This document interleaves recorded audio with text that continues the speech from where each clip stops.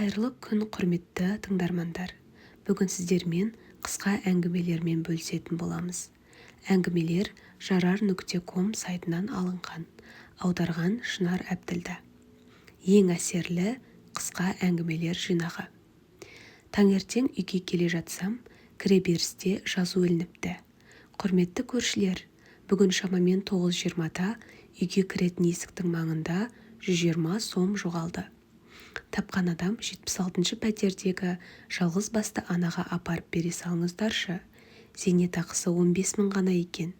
Әмиянымды ашып 120 сомды ыңғайлап қолыма алып, әлгі пәтерге барып қоңырауын бастым. Ақша ұстаған қолымды соза беріп едім, есік ашқан кісі бас салып құшақтай алды. Сасып қалдым. Бірдеңелерді айтып, көзінің жасын сүртіп жатыр. Не болғанын түсінбей қалдым. Оны әкелуге шығып едім, келгенде қалтамнан кілтімді алдым. Сол кезде түсіріп алған шығармын. Бірақ ақшаны алмады. Бүгіндікке оның ақшасын тапқан 6-шы адам екенмін. Адамдар, мен сендерді жақсы көрем. Базарға бара жатсам, маңайындағы тар жолда шашы аппақ қудай кісі құтыдағы гүлін сатып тұр екен. Сұрағанынан да артық қылып беріп кеттім. Көзіне жас алған апам, шалға ет алайын, деп аяғын жылдам басып кетіп барады. Құтыны ұстап үйге әкелдім. Таңертең оянсам, гүл ашып, құлпырып тұр екен.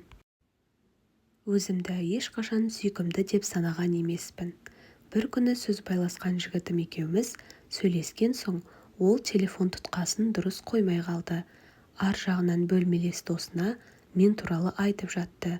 Бүгін қандай сұлу болғанымды, мен қасында жүргенде жаны жадырайтынын жеткізді. Мені қатты сүйетінін мойындап жатты. Естіп алып, есімнен танып бақырып жыладым. Өмірде бірінші рет өзімді сұлу сезіндім. Сауда орталығында құрбым екеуміз қыдырып жүрген едік. Жарнаманың викториналық ойынына қатысып, жұмсақ ойыншық ұтып алдық. Жанымызда ақыл-есі кемдеу баласын жетектеп жүрген бір әке болды. Біз ойыншықты сол балаға беріп кеттік. Ол бізге рахмет деді. Әкесі соны естіп жылай жаздады. Баласы көптен бері сөйлемей кеткен екен. Бірнеше ай бұрын шашым түгел түсіп қалды. Терапия көмектеспеді. Қыз балаға шашсыз сабаққа бару сұмдық қой, деп қорықтым. Жұрттың бәрі маған тесіліп қарайтын болады. Бүгін сабаққа барам деген күні есік алдында 10 досым күтіп алды. Бәрі шаштарын алдырып тастапты. Оның екеуі қыздар. Асханада жұмыс істеймін. Бүгін таңертең бір азамат келді. Кассадағы кезегі жеткен соң, менің артымда тұрған қыздың кофесін мен төлеп кетейін. Менен оған қайырлы күн деп тілей салыңызшы, деді. Ол кеткен соң қыз оның қылығына таң қалды. Көп ойланбастан өзінен кейін тұрған адамға ол да солай жасады. Осылай 5 адам бірінен соң бірінің кофесін төледі. Жақсы күн болды. Жұмыстан келе жатсам, метроның жанында бір ақсақал отыр.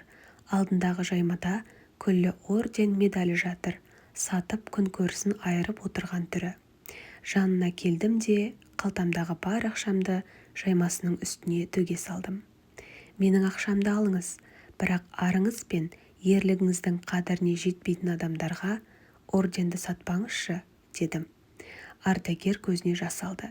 Ақшамды қалтасына салды да ордендерін жинады. Рахмет қызым, деді. Осындай сәтте бүкіл әлемді өзгертіп жіберетіндей боп кетем. Ертең туған күнім болатын кезде 9 жасар қарындасым маған сыйлық дайындап, оны бергісі кеп әбден тыпыршыды. Таңертең оны өзім ояттым да, енді сыйлығыңды бере берсең болады, дедім. Көзі ашылмастан қолын маған созып құшақтады.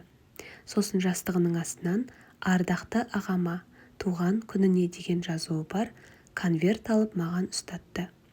Ашсам, ішінде $10 бір, 100 рубльдік 2 қағаз, 50 рубльдік бір қағаз ақша бар екен. Өзінің жинап жүрген бар ақшасы. Көзімнен шығып кеткен жасымды көрмесін деп оны қатты құшақтап жанында ұзақ жаттым. Дүкенде кішкентай қыз жаныма келді де мені құшақташы деді. Мен оны құшақтап қолыма көтердім. Бала жоғалып қалды ма екен деген ой келді басыма.